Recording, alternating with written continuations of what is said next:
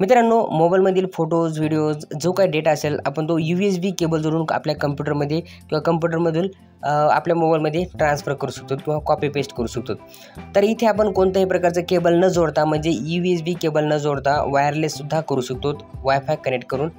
तर मी इथे मोबाईलमधील हॉटस्पॉट चालू करून घेतो आहे। त्यानंतर आपल्याला इथे वायफाय कनेक्ट करायचं आहे आणि मोबाईलमध्ये एक ॲप इन्स्टॉल करायचं आहे। ओके, तर इथे प्ले स्टोअरवरती यायचं आहे आणि एक ॲप इन्स्टॉल करायचं आहे वायफाय FTP सर्व्हर। मी इथे इन्स्टॉल केलेले ओपन करून त्याला स्टार्ट करायचं आहे। त्यानंतर आपल्या दिस PCमध्ये यायचे, राईट क्लिक करायचं आहे आणि इथे ॲड अ नेटवर्क लोकेशनवरती क्लिक करायचं आहे आणि त्यानंतर इथे नेक्स्ट करायचं एकदा, अजून एकदा नेक्स्ट करायचं क्लिक करून इथे आणि त्यानंतर आपल्या मोबाईलमध्ये जो काही सर्व्हर URL आलेला आहे तो जसाला तसा पूर्ण इथे टाईप करून घ्यायचा आहे। आपल्या मोबाईलमधील जे काही फोटोज असतील किंवा कम्प्युटरमधील जे काही फाईल असेल, फोल्डर असेल तो आपण आपल्या मोबाईलमध्ये किंवा आपल्या कम्प्युटरमध्ये कोणतेही केबल न जोडता इथे आपण तो ट्रान्सफर करू शकतो, कॉपी पेस्ट करू शकतो एक ॲप इन्स्टॉल करून। आणि तो पूर्ण सर्व्हर URL इथे जो काही टाईप केलेला आहे हा टाईप केल्यानंतर नेक्स्टवरती क्लिक करायचे आणि इथे काही न टाईप करता एकदा नेक्स्ट करायचे आणि त्यानंतर वरती आपल्याला IP ॲड्रेस येतो जे की मोबाईलमध्ये स्टॉपच्या वरती।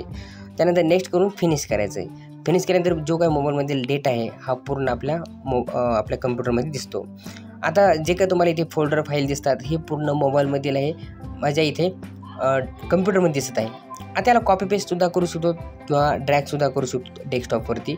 मी याला क्लिक करून ड्रॅग केलेले डेस्कटॉपला किंवा डेस्कटॉपवरील कोणताही फोटो असेल किंवा कम्प्युटरमधील काही फाईल असेल त्यालासुद्धा कॉपी करून पेस्ट करू शकतो किंवा ड्रॅग करू शकतो।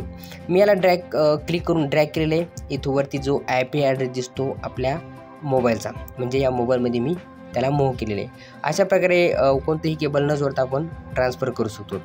तर आपल्या या चॅनलवरती नवीन असाल चॅनलला सबस्क्राईब करा, लाईक करा आणि आपल्या मित्रांपर्यंत हा व्हिडिओ नक्की शेअर करा।